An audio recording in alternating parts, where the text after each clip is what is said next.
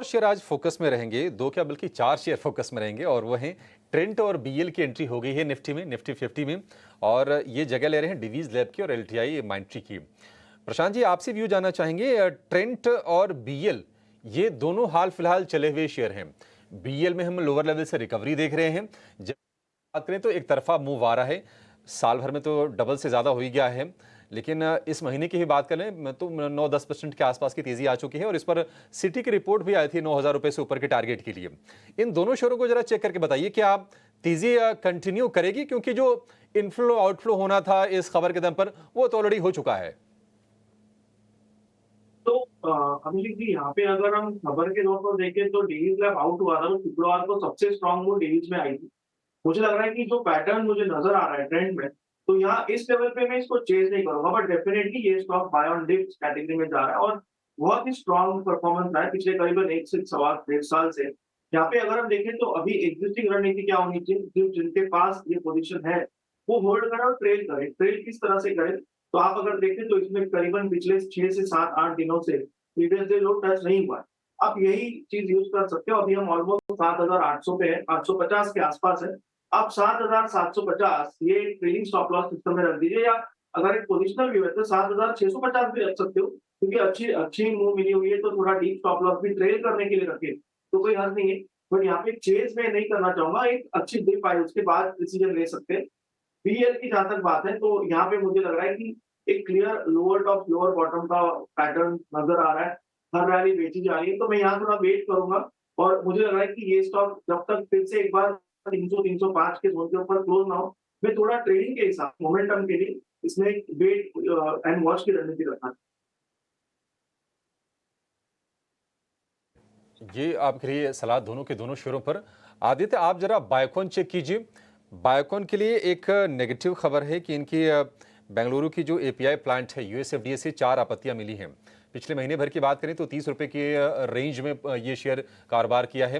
हमने देखा था कि 390 रुपये के आसपास जाकर इसमें ऊपरी स्तरों से प्रेशर आ गया था। बायोकॉन स्ट्रक्चर कैसा है इसका, कितना गिरेगा ये?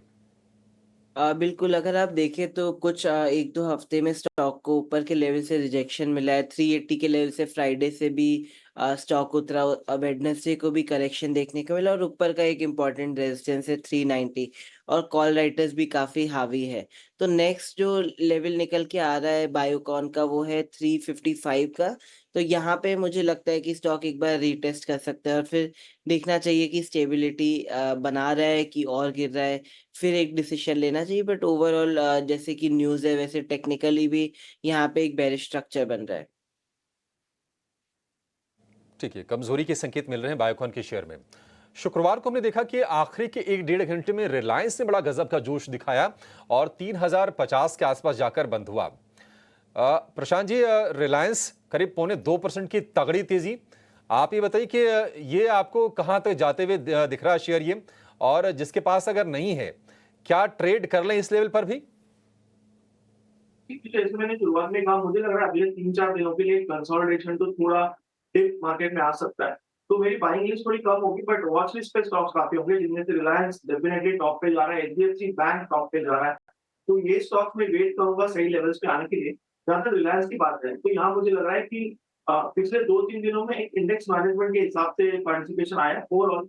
अगर हम देखें तो 3,050 के लेवल पे इसको जो हाई बने हुए थे ऑलमोस्ट 3,070-75, ये अगर क्रॉस हो तो बाय करना चाहिए, वरना वेट करना चाहिए टिप अराउंड 3,000 2,990। वहां पे हम एक बाय इनिशिएट कर सकते हैं, बट डेफिनेटली वॉच लिस्ट में होना चाहिए। और जैसा मैंने कहा, थोड़ा मार्केट में कंसोलिडेशन हो, अच्छे लेवल्स पे इंडाइसेस आए, उसके बाद में ये दोनों ही स्टॉक जो बैंक निफ्टी और निफ्टी के लिए अहम होंगे, रिलायंस और एचडीएफसी बैंक, तो इनमें पार्टिसिपेट करना चाहिए। ठीक है, 3,070 3,075 तक जाने के लिए रिलायंस का शेयर तैयार है, लेकिन आपको गिरावट पर खरीदना है। आपको 3,000 के आसपास मिले, 2,990 के आसपास मिल जाए तो एक बेहतर एंट्री पॉइंट आपके लिए बन जाएगा। बात करें तो वहां पर आप देखेंगे जबरदस्त तेजी है। ऐसे में जो घरेलू बाजार में बेनिफिशियरी रहेगा वो एनएमडीसी रहेगा। हालांकि स्टॉक में भी निचले स्तरों से एक अच्छी रिकवरी ज़रूर आई है। एक बेस फॉर्मेशन इसने ज़रूर किया था अपने लगभग 208 रुपए रुपए के आसपास कई समय तक इसने वहां पे हॉल्ट लिया, 2 से 3 बार सपोर्ट लिया, पर अब देखिए वहां से एक अच्छी चाल दिखाता हुआ 235 तक फिलहाल इसकी क्लोजिंग है। पर आदित्य, आपसे समझना चाहेंगे आप कैसे प्राइस एक्शन इसका नोट कर रहे हैं और क्या यहाँ पे अभी भी मौके हैं, और अगर पोजिशनली इसको रखना है तो कौन से टारगेट्स पे ध्यान दें आदित्य? बिल्कुल देखिए, पोजिशनली काफ़ी अच्छे पैटर्न बन रहे हैं, जो टेक्निकली हम कहते हैं हायर हाई हायर लो, वो पैटर्न बन रहे हैं, तो स्टॉक का नज़रिया उसके चलते एकदम पॉजिटिव बन रहा है। और अभी भी पॉजिटिव नज़रिया बना सकते हैं। जैसे अभी स्टॉक चल रहा है 235 236, इस लेवल पे स्टॉक को अक्यूमुलेट किया जा सकता है, बाय किया जा सकता है। स्टॉप लॉस रहेगा 225 का, और टारगेट रहेंगे 245 से लेके 255 के। ठीक है, 245 से 255 तक के टारगेट्स जो हैं एनएमडीसी पे आते हुए। पर गौरांग जी, अब आपका भी स्वागत करना चाहेंगे। Very good morning. एक बार आपसे भी समझेंगे कि जिस तरीके से हम मेटल्स में एक ज़बरदस्त एक्शन देख रहे हैं, और आज फिर से देखिए कॉपर के प्राइसेस जो हैं इंटरनेशनल बाज़ारों में काफ़ी तेज़ी दिखा रहे हैं, साथ ही आयरन ओर के प्राइसेस जो हैं कुछ हाल लगा रहे हैं। ऐसे में आपके कौन से बेस्ट बेट्स हैं गौरांग जी इस पर्टिकुलर स्पेस से? धन्यवाद सृष्टि, आपका सभी को प्रणाम और शुभ प्रभात हमारे तरफ से। तो देखिए, चाइना में जो भी खबरें आ रही हैं स्टिमुलस को लेकर के और अर्थव्यवस्था को सुधार करने के लिए, उसका एक सकारात्मक असर खास करके रियल एस्टेट सेक्टर चाइना में जो थोड़ा बहुत नकारात्मक परिस्थिति में प्रभावित हुआ था, जो भी घटनाक्रम वहां पर खड़े हुए हैं उसको लेकर के, और स्थानीय मार्केट में यानी कि हमारे भारतवर्ष देश में जिस प्रकार से मांग बढ़ रही है, उसके साथ साथ पिछले वित्तीय वर्ष में सृष्टि जिस तरीके से लागत खर्च को लेकर के शुद्ध मुनाफे के जो मार्जिन्स थे उसमें दबाव था, लेकिन अब वो सब इतिहास हो चुका है। हमें लग रहा है कुछ 6 या 7 विकल्प कुल मिलाकर के धातु क्षेत्र में खरीदारी की सूची में है।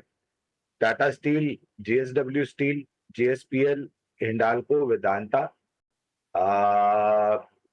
हिंदुस्तान जिंक और एनएमडीसी। ये सब कंपनियां हैं जहां पर हम खरीदारी की राय दे रहे हैं। लेकिन एक चीज ध्यान में रखना ये अनिवार्य होगा सृष्टि, कि अगर आप बुनियादी तर्क के आधार पर निवेश करते हैं, जिसकी राय हम देते हैं, तो आपके निवेश की जो समय सीमा है वो बाकी अन्य क्षेत्र की तुलना में थोड़ी बहुत अवधि जो है समय की वो लंबी होनी चाहिए, जिससे जो सकारात्मक खबरें आ रही हैं और जो आंकड़ों को लेकर के प्रभाव कंपनी के दाम, शेयर के दाम पर पड़ेगा, तो अनिवार्य होगा कि आप 1.5 साल 2 साल की समय सीमा रखें, जिससे आपकी निवेश की गई पूंजी पर मेरे ख्याल से एक बहुत ही सकारात्मक सा लाभ मिल सकता है। छोटी मध्यम अवधि में टिप्पणी करना मेरे लिए मुश्किल होगा, क्योंकि मैं उस पर तत्पर नहीं हूं। लेकिन हाँ, अगर आपकी लंबी अवधि की समय सीमा की विचारधारा है, तो मेरे ख्याल से ये 6-7 कंपनियों में निवेश कर सकते हैं।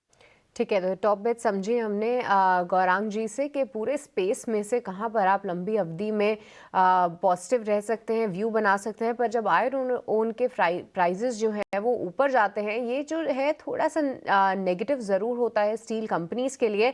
पर ये भी ध्यान रखिए कि जिस तरीके की खबरें हैं, ऐसा नहीं समझ आ रहा कि स्टील कंपनीज में भी थोड़ी प्रॉफिट बुकिंग होगी, क्योंकि अगर सुबह हम देखें तो चाइनीज़ स्टील कंपनीज के जो शेयर्स हैं वहाँ पे भी 5 से 7% का उछाल है। तो देखते हैं किस तरीके का प्राइस एक्शन इंडियन कंपनीज दिखाती हैं।